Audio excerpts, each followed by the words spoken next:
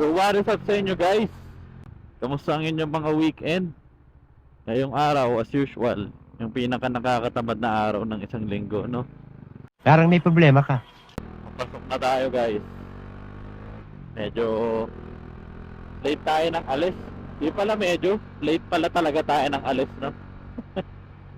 Pero wala, lamig kasi, no? Ang sarap matulog, ang sarap mahiga. Nasa ano tayo, United States eh. United States of Caloocan City.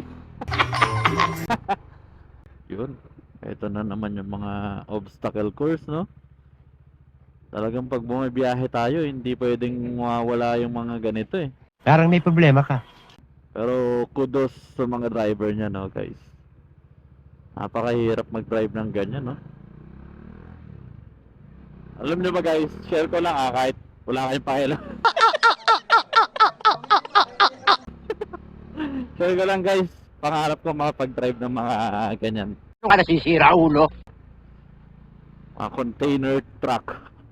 Mga ganun, mga malalaki, 16-wheeler, 18-wheeler, pangarap kong makadrive ng ganyan. Parang napaka-simple lang, no guys, pero napakahirap nun, sigurado.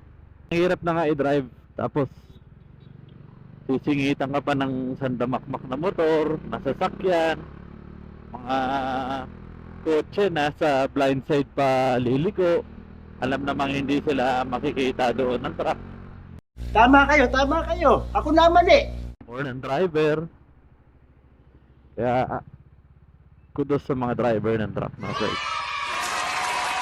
Mga lodi yung ganyan. Saka yung pasensya nila sobra-sobra guys.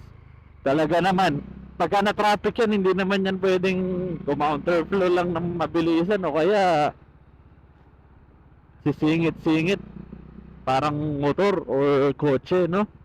Talagang pag na traffic yung mga truck, iintayin talaga nila, no guys?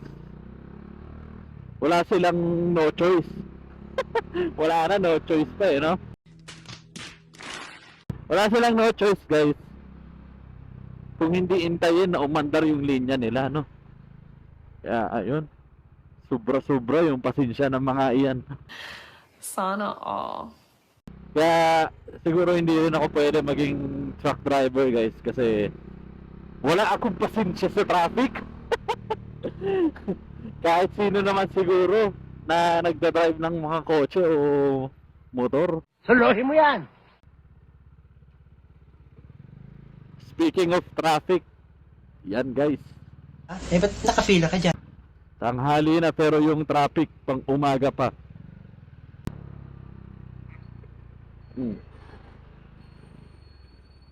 Ang galing! Ang galing! Very good yung driver nito, kinat yung truck. A few moments later. Tapos na naman tayo ng isang araw. Kamustang maghapon nyo mga kaibigan? Yun, bait ni kuya, pinadaan tayo.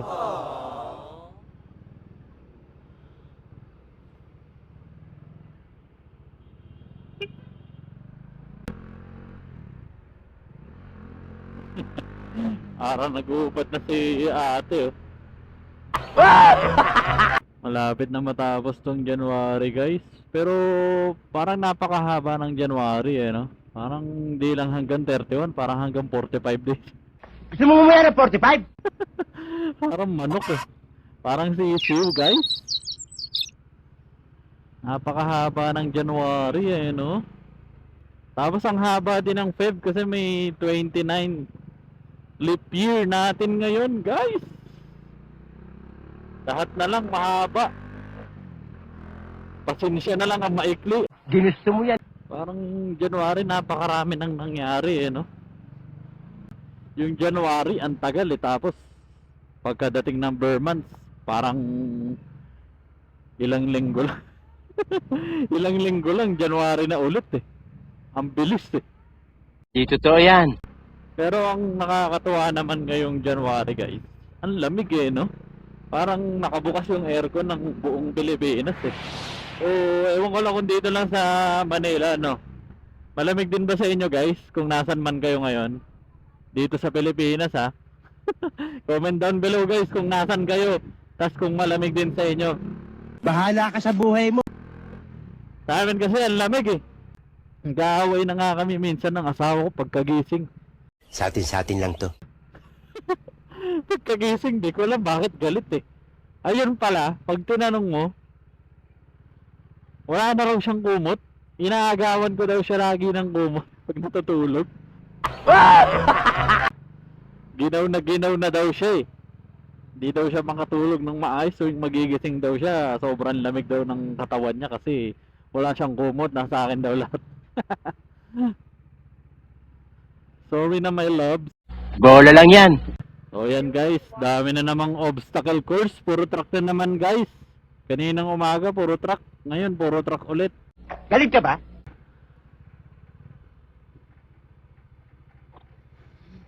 Kasi gusto mo daw mag-drive ng truck. Ha? Gusto mo daw mag-drive ng truck. Oo.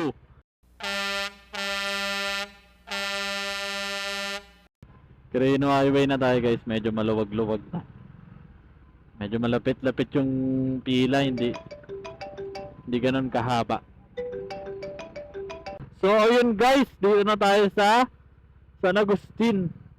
Putik na mamatay na yung intercom ko, nalobat na.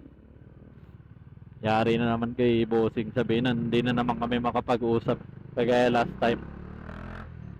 Kasi nalobat yung intercom. Nakakalimutan ni charge. Ginusto mo yan eh. Matawag ko si bossing, hindi niya ata alam lobat na ako. Ano, wala na, na-realize na siguro. Ay grabe, traffic palabas ng Greenfields guys. Kakasuya naman ganito. Ay naku, kung kailan malapit sa Katayo na traffic. May nagta-traffic pala, kaya pala traffic eh. Baligtad dito guys eh, pagka may enforcer saka nagta-traffic eh.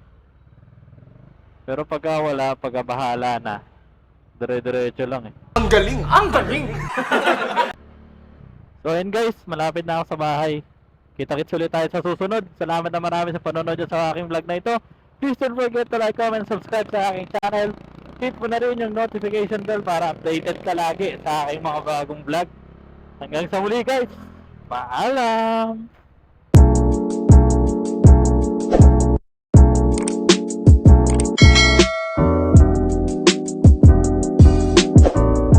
Lab, bakit hindi ka nakakumot tuwing gigising tayo sa umaga? Kasi kumukuha. Sino Kaya kumukuha? pagkagising ko, ang lamig ng paa ko. So, parang na ako giniginaw. Hing-ihi pa ako.